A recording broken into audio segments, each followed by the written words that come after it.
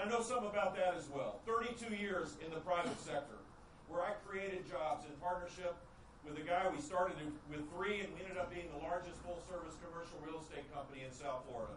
I know how to create jobs in the private sector. I've signed the front side of a check as well as the back side of the check. And I created a business climate in Florida where I took on very powerful interests to make sure that people had a chance to rise up. And during my 8 years, personal income grew at 4.4% per year, double the rate of government. They called me Vito Corleone because we vetoed 2,200 separate line items in the budget. Not to be punitive, not to be mean-spirited, but to simply say government can't grow faster than our ability to pay for it. I hope you want that in Washington, D.C. as well. To restore America's greatness, we don't have to build a more robust, muscular government. To restore America's greatness, we have to empower people to make choices for themselves. And the interaction of all of us together in our own ways, pursuing our own dreams in our own unique ways, will create more prosperity than any government program ever created. Controlling the beast is the first step, and then growing the economy. We're never going to grow the economy, though, unless we recognize that we're living in a world full of threats. This president does not believe America's presence in the world, America's leadership in the world is a force for good. He just doesn't. Why would you say that we should lead from behind? Why would you talk with grandiose language of red lines and never fulfilling it? Why would you do the things that he does if he did not believe that America's leadership is a force for good? We need a commander-in-chief as the next president of the United States, not a divider-in-chief or an agitator-in-chief. We need someone who will have the back of the military, that will give options, will receive options from the military, not tell them what social policy they have to implement, but listen to them and have respect for them and fund the program so that we have the best trained, best equipped military in the world. It is the best fighting force.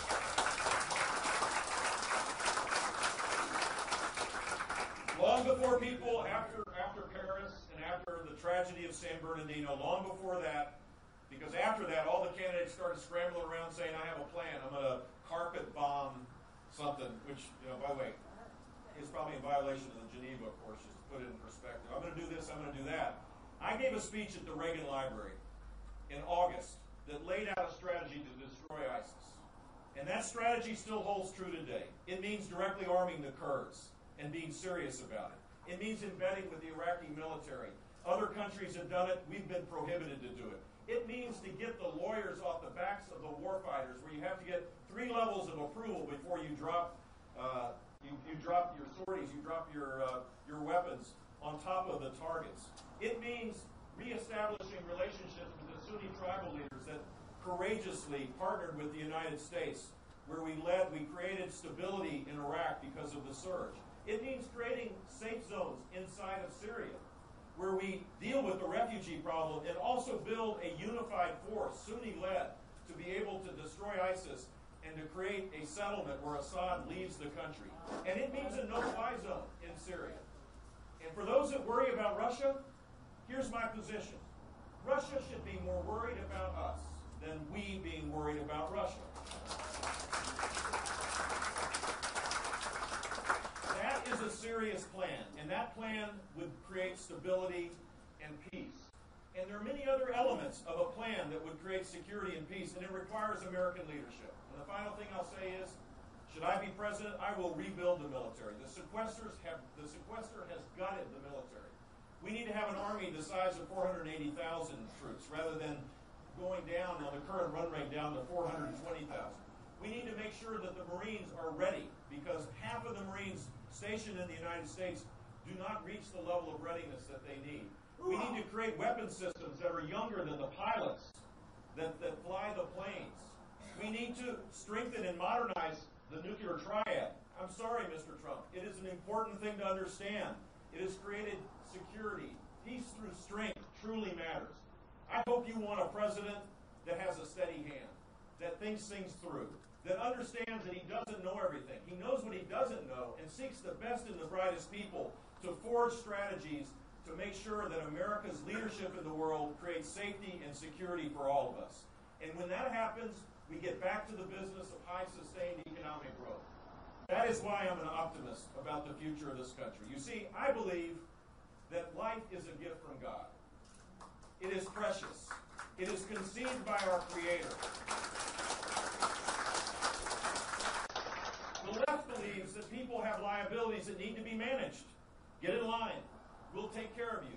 Another regulation, another tax, another spending program. And the net result is that we lose the ability to pursue our dreams as we see fit.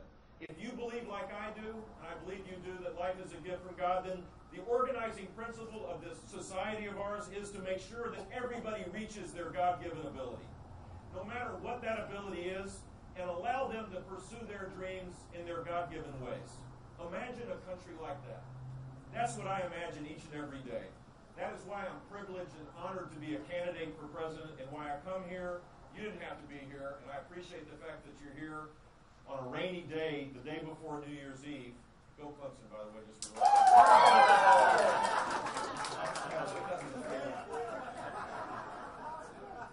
I come to ask for your support. I ask for your volunteer efforts. We're going to make an all-in effort in South Carolina. If you do your part and join our cause, I believe you're looking at the Republican nominee that can beat Hillary Clinton and beat her like a drum, and look at a president that can restore America's greatness, where people have hope again, where they won't be preyed on by their fears, where we won't have a president that tries to divide us up in our disparate parts, where we focus on the things that unite us, and in doing so, lead the world for the next generation of time. Thank you all very much. Happy New Year to everybody. Right there. Yeah, there's a microphone somewhere back there coming your way.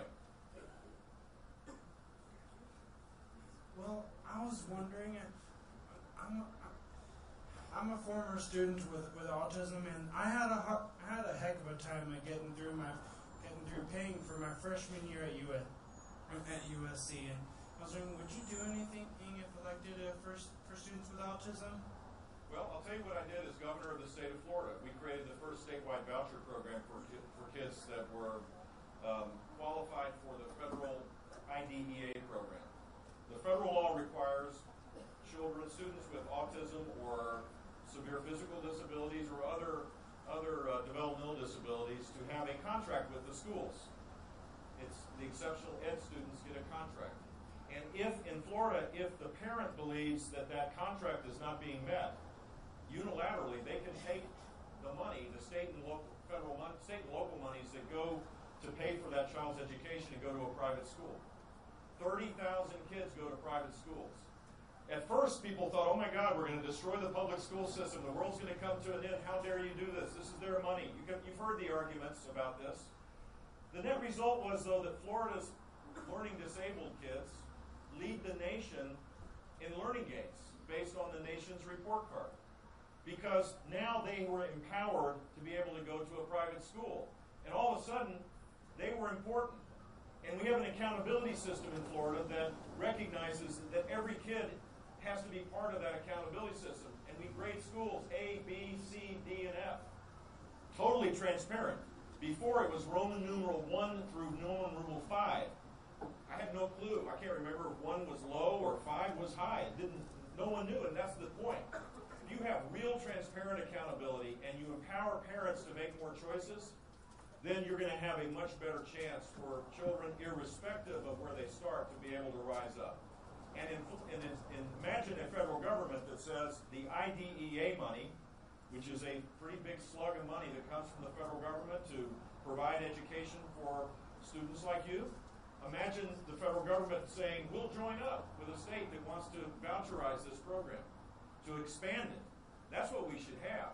Parents that are struggling to provide a quality education for their children and the schools aren't working, we should make sure that they have the power to do something about it. I would trust your mom on your education than anybody in Washington, D.C., or anybody in the schools district, to be honest with you. And that's what we need to get back to, empowering people to make choices for themselves.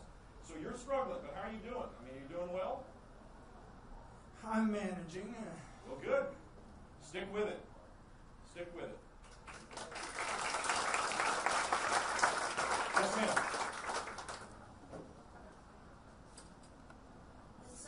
companies eliminating their pension, Social Security becomes more and more important as a foundation for retirement. How are you going to strengthen Social Security so that it's strong in the long term? Well, it's not strong right now, and if nothing happens in the next 15 years, there will be a 25 to 30% cut in benefits. That's the facts, and anybody that disagrees with that is in complete denial.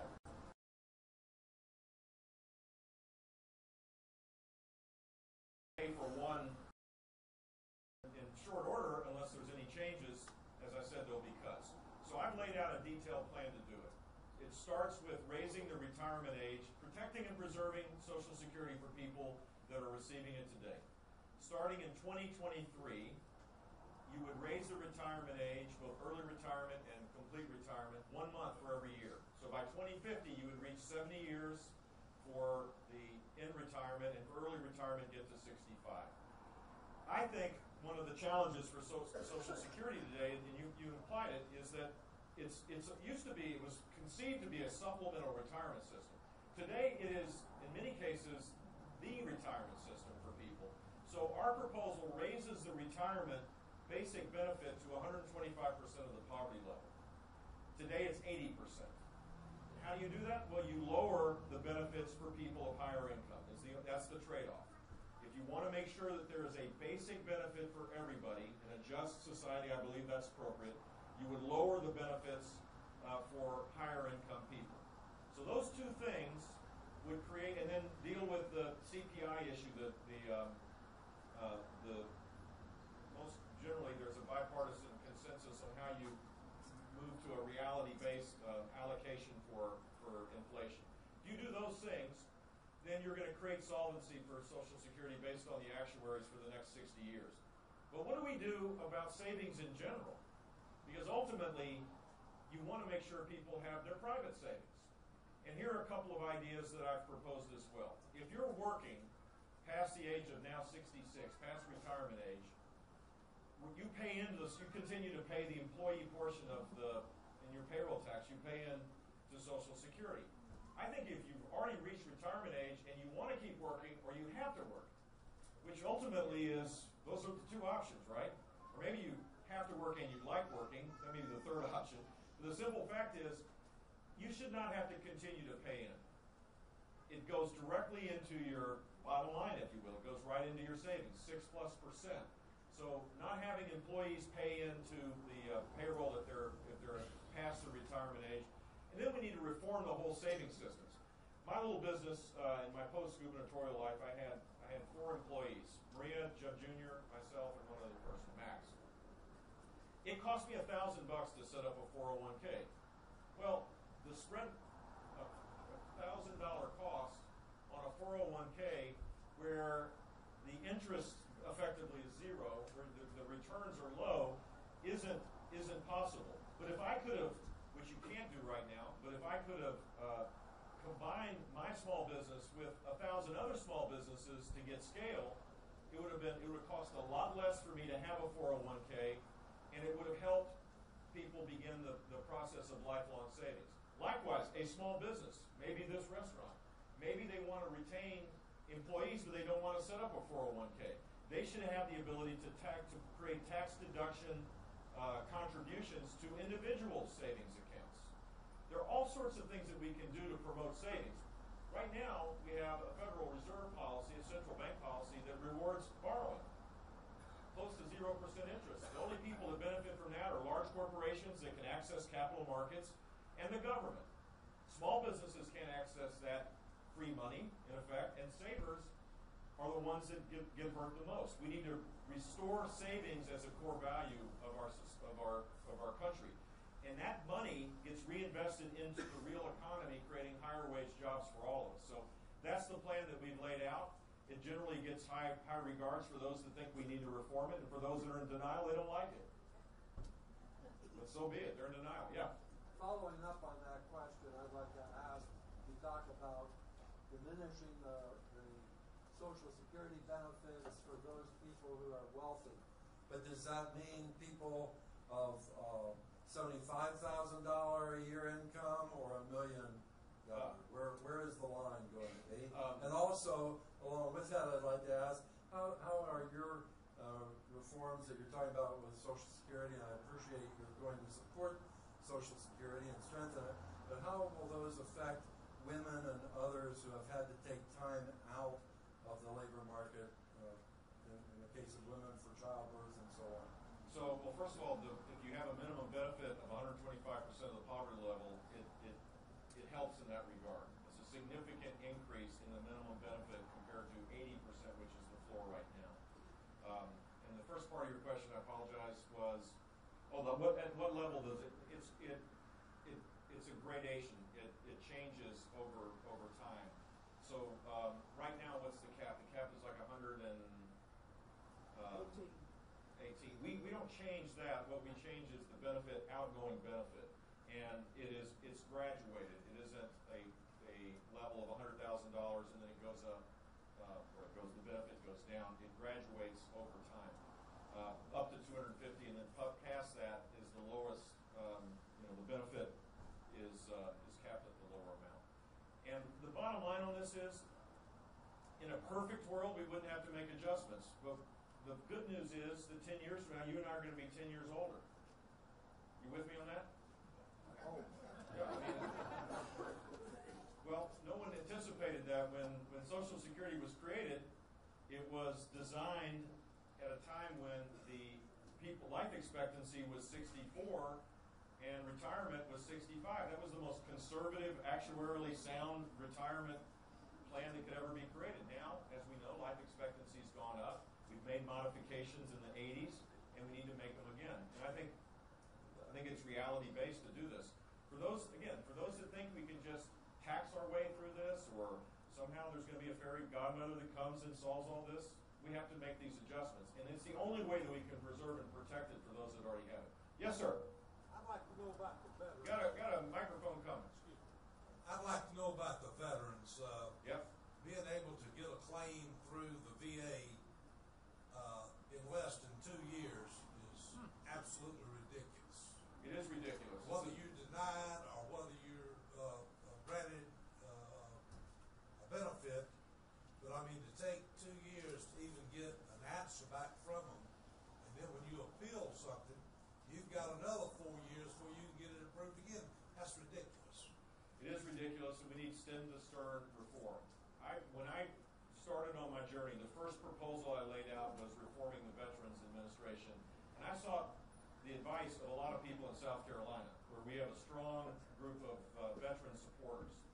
And what they told me was we have to do a few things. One, we need to rebuild the military for starters, because if we allow for the number of people that are going to leave the military based on the current plans of this administration, imagine what it's going to be like then with the waiting list. What would you think about the draft?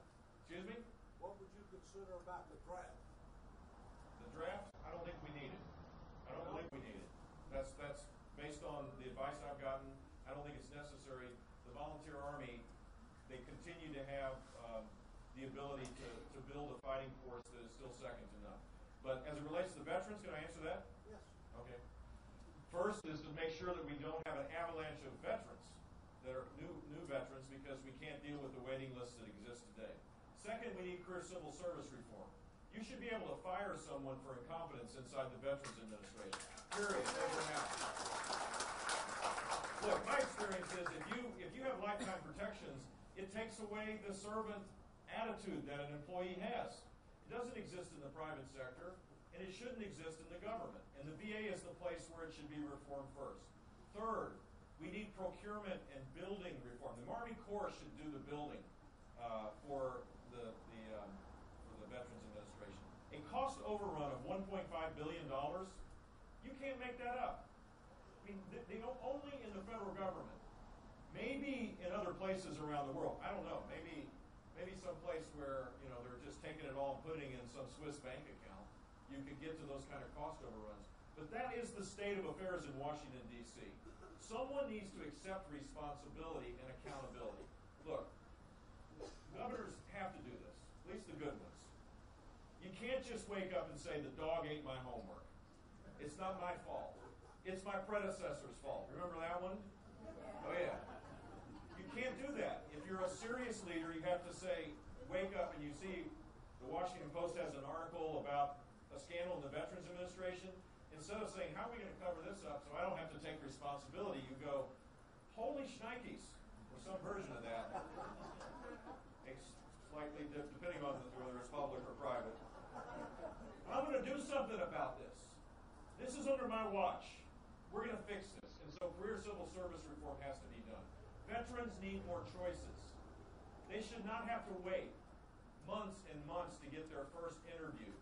They should not have to wait to see their physician. If they don't want to, they should see their private physician. They should have the power to make that choice. Just as children with autism, their family should have the power to make that choice and go to a school of their choice, so too should veterans. They've earned it. They should have a card that allows them to go to private hospitals. And then the final thing is, the Veterans Administration with its resources, I mean, we're talking about hundreds of billions of dollars spent, on a regular basis. 340,000 employees. There should be centers of excellence for the challenges veterans have, post-traumatic stress. You're not going to go to a private hospital and get that kind of expertise. But in the long-term disability issues, because we've saved lives, the warfighters have been saved, they now have permanent disabilities that they're going to have to contend with, and their families are going to have to contend with for a generation at a time. And the VA should be focused on those issues that only they can fix. The final thing I'd say is that women's health issues are going to become more predominant as more and more women enter the military and leave. And so let's get reality-based and turn this system into the 21st century. Thank you for the question. Yeah, this is, you're going to read it off of, yeah.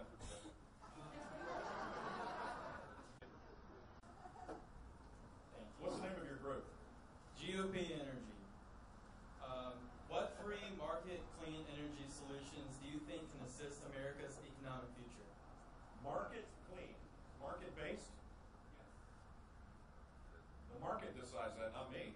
That's why it's called a market decision. So I'll start with natural gas. We've had a 10% reduction in carbon emissions in the last decade of time, probably more than any industrialized country in the world. And it's principally because of the natural gas revolution in our midst. By the way, that allows for South Carolina industry to be more robust and more competitive because any large energy user now has $2 per thousand cubic feet gas prices instead of $10 per thousand cubic feet. And that didn't happen because there was a venture capital arm in the Department of Energy in Washington, D.C. The smart academics and political hacks kind of creating a formula to pick the winners and losers because of some political deal. It happened because in a free market, people took chances. They embraced private property rights. They took two existing technologies, hydraulic fracturing and horizontal drilling, and they combined them and adapted them and improved them. The net result was we went from less than 10 years of supply of natural gas, where we were going to import liquefied natural gas at a huge price, to $2 per thousand cubic feet natural gas, 1/5 the cost, and now 120 years of supply.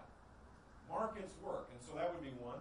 And what other disruptive technology comes into play that lowers the price of whether it's power generation or new fuels? Those are the ones we should embrace. I don't think we should have credits, depletion allowances, using the tax code in some way to pick winners and losers. I trust you in your garage, if you had a really cool idea, to come up with the next generation of disruption that would create a renewable source of energy. It'll work. Look, if either you believe in the greatness and the genius and the creativity of the country or you don't.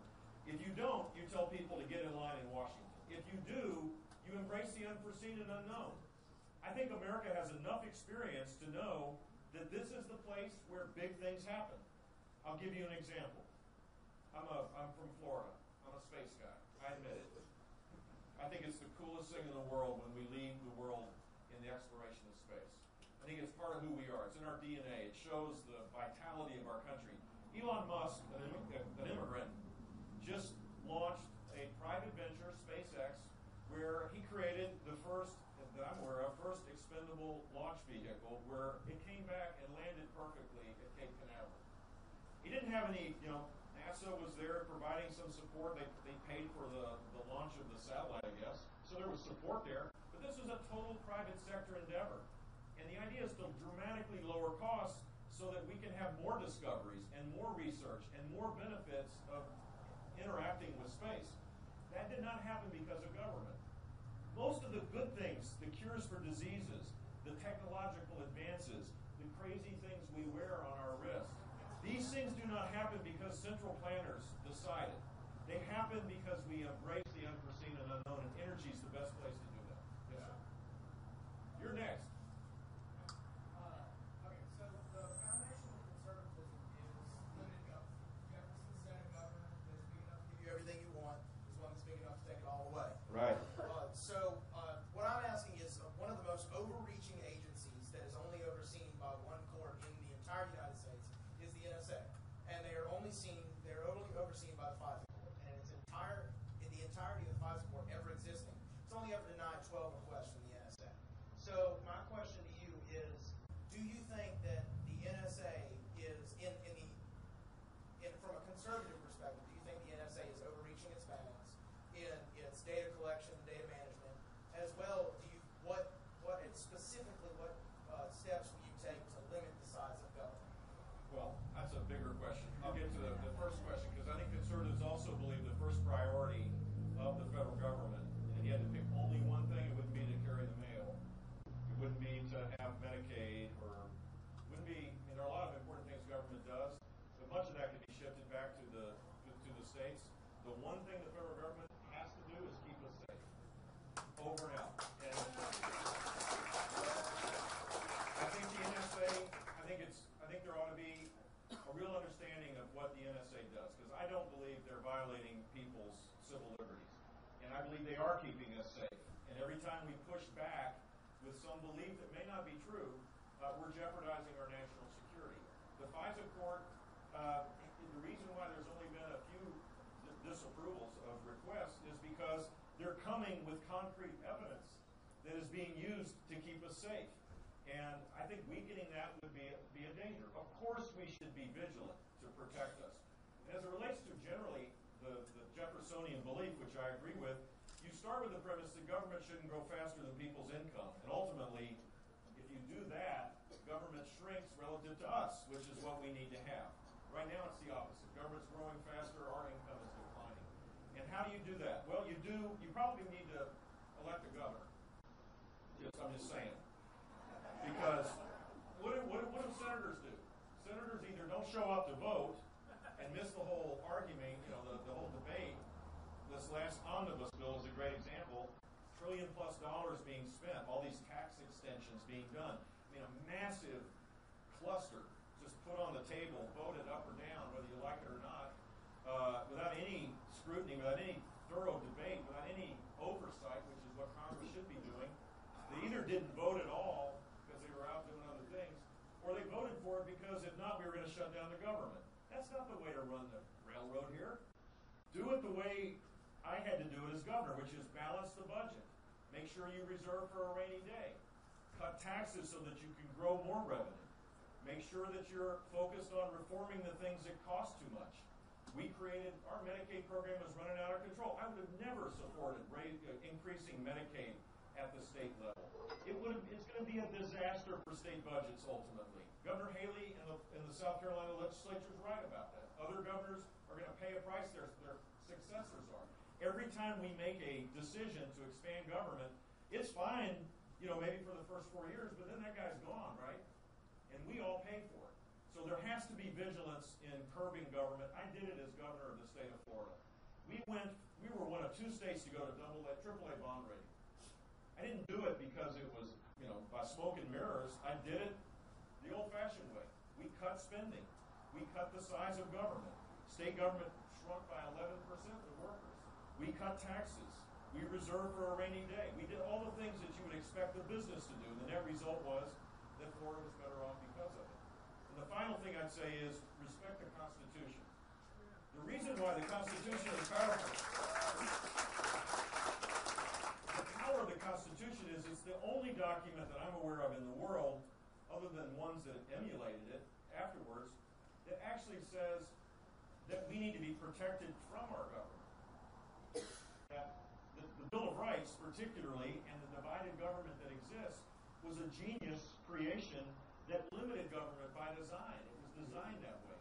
And we need to get back to that to that belief. And we need to believe it in our hearts. It means the president needs to be humble and not use executive powers he does not have.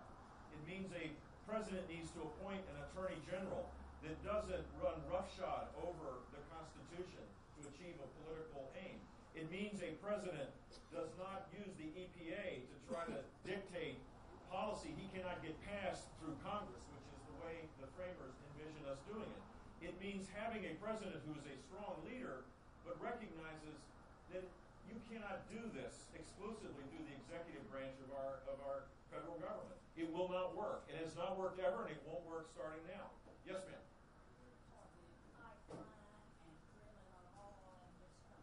We're going to get a microphone so I can hear that correctly. Okay. Where do you stand on the pipeline and us drilling oil in this country? The XL pipeline, I'm all in. I'm all for it. It makes no sense. Look, why wouldn't we want to integrate Canadian resources with ours to have a North American energy strategy that allows us to be secure in an uncertain world? I mean, it makes no sense. What would the Canadians do? I guess President Obama and Hillary Clinton will just say, okay, Canada, largest trading partner, strongest supporter, most culturally attuned to our country, just bury it. Even though you've spent, $50 to $80 billion, just put it back in the ground. We'll just say it's a truce. Of course not. They're going to send it to China, where the carbon footprint, if people are freaking out about that, is going to be a lot heavier than if it goes to the refineries in the Gulf Coast. And as it relates to offshore drilling, yes. Yeah, within, using all of the tools for safety where it's appropriate, we should have it. And we should do it in concert with states. If states are vehemently opposed to it, there should be some deference to the states. In states that want to do it, there should be some deference there as well. And there should be some revenue sharing which exists. So a little more deference to the rights of states, because they, look, in Florida, part of our economic benefit is we don't have an income tax, but we have a sales tax, and we have 90 million people coming. And they're right now, a lot of South Carolinians are spending their hard-earned South Carolina dollars in South Florida to watch Clemson win tomorrow night. And our beaches are important. It's an economic tool for us. So there is caution as it relates to offshore drilling in near waters in Florida. And there should be some deference there. But other states believe that it's important for their economic interest to do it. Yes, ma'am. Oh, I'm sorry. How's the barbecue? Everybody else hasn't eaten yet. Thank you for coming to Lexington. Donald Trump goes to Hilton Head, and I think that's significant. Don't be mad at me, because I think I'm going to Hilton Head next week. You came here first. Well, I came here to campaign with your governor before the election in 2014. But my question, Governor, how are your mom and dad doing? That's a tough question. My mom is all in for Jeb. She's 90. She's got a stroller, and she carries Bush bumpers, Jeb bumper stickers, and she has one on the front of the fender of her stroller. So wherever she goes, people say, "Boy, I'd like to have one of those stickers," and she'll pull it out and say, "Only if you vote for him." She's doing great. My dad's a little slower. He's 91. I just finished reading the biography on him by John Meacham, and it reminded me of I didn't need much reminding, he's the greatest man alive, but during his 4 years as president, he made really tough decisions, and he led with honor, and the United States was respected in the world. And I think about the things that happened there. For example, the fall of the Berlin Wall. And all of Europe believed that unifying Germany was a horrific idea because of the remembrance of World War II. And only because George H.W. Bush stood up for an ally and Helmut Kohl did that happen. And it created benefits for our own country and certainly for Europe. So leadership matters. And my dad was an extraordinary leader when he had a chance to serve as president. I love him dearly. Yes, ma'am.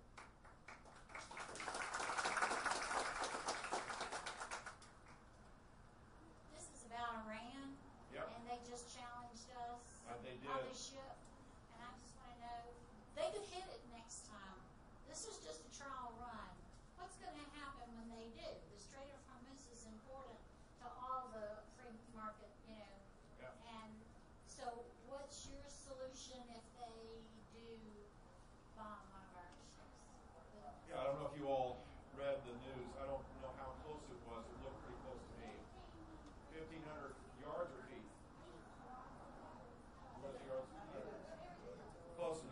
can see it. And this is right at the Strait of Hormuz, one of the most traveled, sort of the most traveled route for oil tankers. And Iran, abuts that along with the Arab nations. And this is not the first time that Iran has confronted our Navy and it goes silent. In fact, at every instance since this horrible agreement was signed, horrible in the sense that it creates more insecurity than security, horrible because it emboldens the largest sponsor of terrorism in the world, Iran, by giving them, relieving them of $100 billion plus of dollars that were frozen in bank accounts. Horrible because it did nothing to do with the 4 or 5 Americans to this day that are held hostage by the regime. Horrible because it did nothing to deal with the repression of freedom-loving people inside of Iran.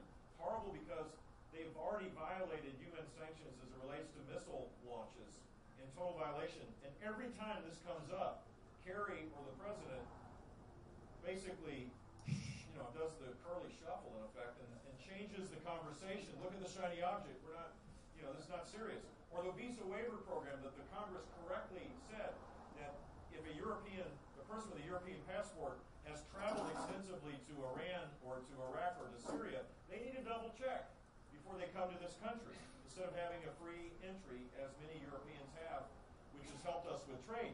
But that's a common sense solution. And the Iranians complained. And Kerry said, well, we'll give you a waiver, which he doesn't have the power to do. Every chance they act instead of from strength, they act from weakness that only empowers and enables the bad behavior we saw yesterday in Iran. The next president, should it be me, will confront the ambitions of Iran. We need to reestablish sanctions. There needs to be a choice. Look, if you're a German company, I won't mention any large German companies that are located here, but there are a lot of companies that look at the United States as their most important market in Europe. They need to make a choice. Do you respect the investment you have here with the thousands of jobs you've created here, with the largest market in the world that exists here, or will you choose a country that does not respect the rule of law, where you have to partner in all likelihood with the Iranian Revolutionary Guard, which controls most of the economy, and where it's uncertain? Which one do you want?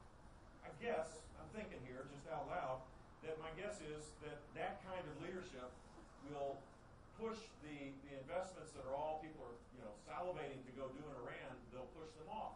And that's what we need. We need to confront the ambitions across the board. And if there is any kind of attack on our Navy, that's an act of war. And we should have, and I'm sure we do, and I hope we do. I don't have security clearances, and if I did, the Chinese would have that information because they hacked into anybody that has security clearances.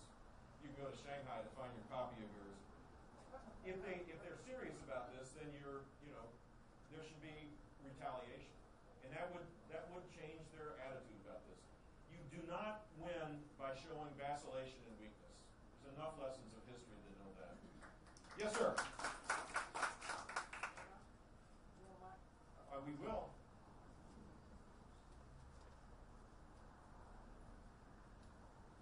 My question is the term limits. How specifically can you implement the term limits so that the current people up there won't vote themselves out after 2 years? How does this happen? Well, you remember the Contract for America, which was a great idea. Newt Gingrich led the charge and created a contract that said, vote for us, we're going to do these things. They did a few of them. The one that they forgot to do was the term limits. I don't know why, but they forgot to do that part. You're not going to get Congress to regulate itself out of business, I don't think. But you can use the constitutional convention process, and the same with the balanced budget. If Washington won't do this, then the states are compelled to do it, which is allowed in the Constitution. There's some controversy about whether you have an open system or not. We haven't done it, so we don't know. The simple fact is I think you can structure a constitutional convention to bring about these reforms. And I would add line item veto power to it as well, which is another, it was ruled unconstitutional during President Clinton's day, but you can have a version of it where the president can take a budget, if we had one, another problem. If we were serious about getting back to regular order and you passed a budget, imagine having the president submit to Congress a list of items for rescission and give the Congress 30 days for an up or down vote on all of those items. That would be the kind of line item veto power that would be allowed by the Constitution. Speaker Ryan supports that idea, and that, I think, is another way to get about this. Look, I was, in 1994, we did term limits, or 92 in Florida took place. Everybody thought the world was going to come to an end, that lobbyists would control everything, all these young whippersnappers wouldn't know what to do, all the smart people have been there for many years, some of which were smart, some of them were good servants, public servants. But it turns out that we have better quality people serving in Tallahassee. They're younger, but they're also more varied in their approach. They're farmers, they're accountants, they're teachers, they're lawyers, they're business people. There's more variety, and they're more passionate about service because they know they're there for 8 years and then they go. It's a much better system than the one we have now, permanent Congress with a permanent bureaucracy, with permanent lobbyists. It doesn't work.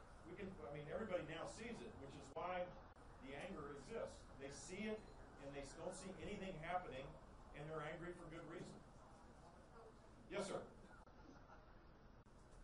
Try it out. Yeah. I'll repeat it. You talked a little bit about courts to the Supreme Court. If you are the president, I Yeah. imagine you'll have a chance to hopefully make some appointments. Make some comments on that. Sure. The question is this: how would I go about appointing men and women to the judiciary, most particularly the Supreme Court? I would say that the judiciary, if there is a humble branch of government, it needs to be the judiciary. A president needs to be humble in his heart and strong, using the powers that exist. The judiciary has to be humble in the sense that they shouldn't feel compelled to legislate or to override the decisions of elected officials. That they should respect the rule of law and most particularly respect the Constitution. And in appointing people, I would look for the following characteristics. One, extraordinary intellectual acumen. The ability to persuade, because as you know, there's 9 people and you're advocating a position you want to persuade towards 5. So you have to have that skill. And most importantly, a proven record. The idea recently, over the last 20 years, has been increasingly pick someone that doesn't have a record because they're less likely to get the bark scraped off of them. Well, that's true. That's part of our democracy right now, the demonization of anybody that's got a view. And we need to get beyond that for starters across the board. It's okay to have a view. In fact, you want to know what people have in the view. And a consistent judicial record is the leading indicator of how that person will act on the court. And we've had surprises. And I think the best way to mitigate the surprises is to appoint people that have a clear, consistent record. Because they were doing this when no one was watching. And it gives you a sense that past is prologue, that they continue to do it. And the one thing that would require is a president that will fight and make it his highest priority to fight for the ratification or the confirmation of those judges. Because it will be a fight, trust me. The left has organized themselves in a way to demonize anybody that comes close, and our team does the same for theirs. So you have to fight for what you believe in, and ultimately fight to win. Because there's no other way to get someone past the Supreme Court in this environment that exists today. Does that make sense? Am I missing something for you? Yes, sir. Are you videoing me? Am I looking good on this side? I'm very involved in a Christian ministry in Honduras, and so I was curious about your background in Latin studies and your family experiences, and how those would inform how you would interact with Central and South American governments. Bueno, para empezar, hablo español. Estoy casado con una mexicana de 42 años. You heard the question. My wife is from Mexico. She's an American citizen. We've been married 42 years. I'm bicultural, I guess, in the sense that my children have Hispanic blood running through their veins. I'm extraordinarily proud of my wife. I've lived in Venezuela. I live in Miami, which is pretty close to living in Venezuela. It's a community of 2.5 million people, Miami-Dade County, that has more people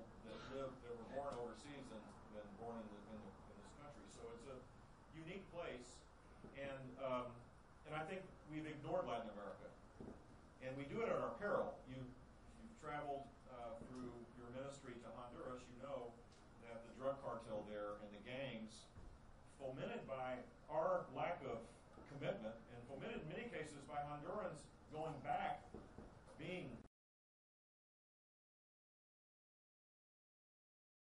creates problems on our border. It creates an epidemic of heroin, not so much the Northern Triangle countries of Central America, but Mexico. In New Hampshire today, there are people dying of overdoses of heroin almost daily. I mean, it's not quite that bad, but it's a serious epidemic. And it's because cheap heroin is replacing prescribed painkillers, which is extraordinary. And it's because it's so inexpensive, the drug cartel, our neglect is creating this problem and the lack of control of the border. So I think we need to do, you may remember the Project Gran Colombiano, which was one of the great leaders of the last 20 years was Alvaro Uribe, who fought the drug cartel in Colombia and the terrorists, the left-wing guerrillas. And he won. And he did it with the support of our country. We didn't put boots on the ground, but we provided training, we provided support. He reformed the economy. It grew at a far faster rate than the region as a whole. And he won. He was successful. And but for the United States, it wouldn't have happened. Our neglect would have made it harder for Uribe to be successful in Colombia. Our neglect in El Salvador, Guatemala, and Honduras is creating the same problem. So we should create conditions there where people don't feel compelled to risk their lives to cross all across Mexico to come to our border and be allowed in just by getting here. That's not the proper policy. That endangers people's lives. It creates strains on our own communities. We have, I think, a better plan, which would be to create a safe environment inside these countries, an environment where prosperity is more the norm rather than the exception. So what do you do when you do your ministry there? What's the... Our main focus is education. So we kept trying to keep the students in school as long as possible. Right. Kind of the norm there is after 6th grade, the poor families, the students just stop going to school, so we try and keep them in school as long as we can. And we have some we actually have taken all the way through university. So good for you. Congratulations on that. One more. Yes, sir. I like your VA plan, but I have a concern on the tail end of the plan, which is the choice program. You do. The choice program is great if you have doctors to meet the needs of the veterans. Today we have so much concierge doctors are leading the process. We don't have enough doctors for Medicare. I'm concerned there won't be enough doctors for our veterans. I like the idea, but what would you do to make sure we have enough doctors? Well, that's a problem for everybody. Actually, that's a big question as it relates to Obamacare. The fallacy of Obamacare was, let's get more people into the process, but don't increase the number of doctors. And then you have, you sound like you might.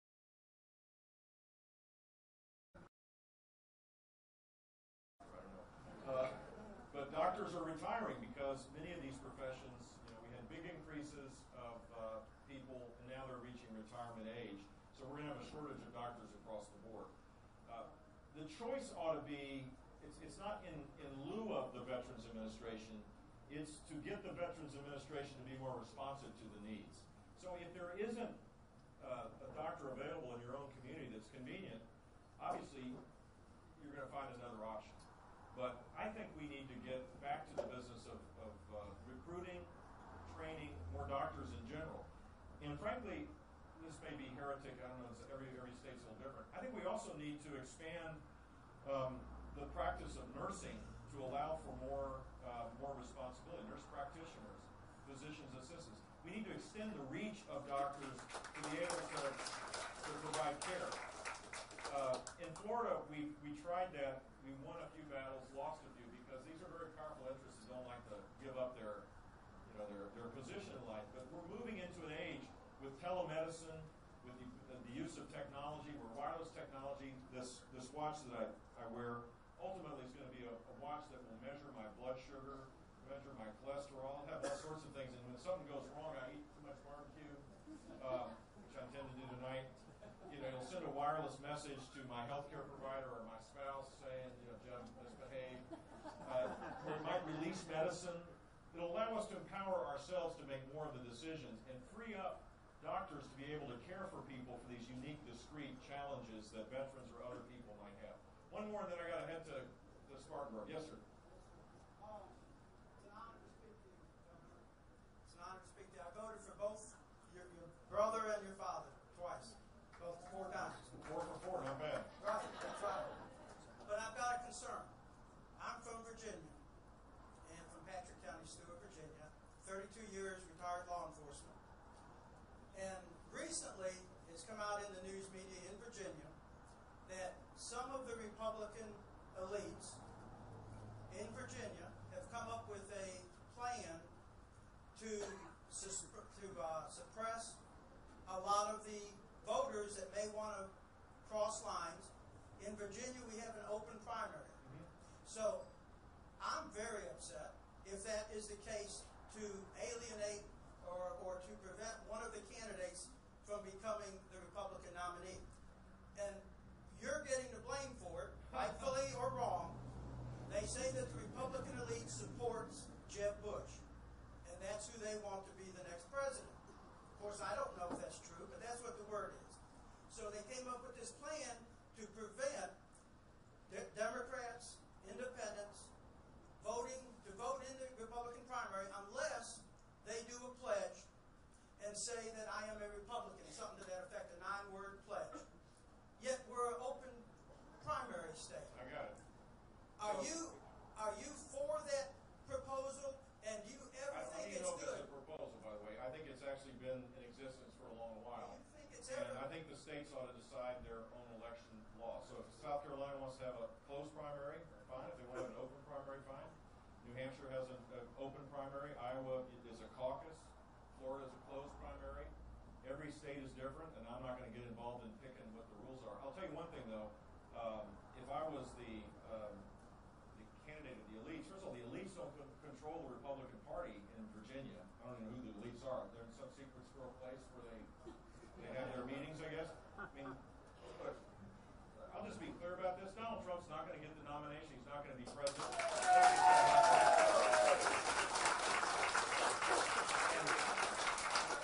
And I'm going to play by the rules as established by each state, just as every other candidate will. It's as simple as that.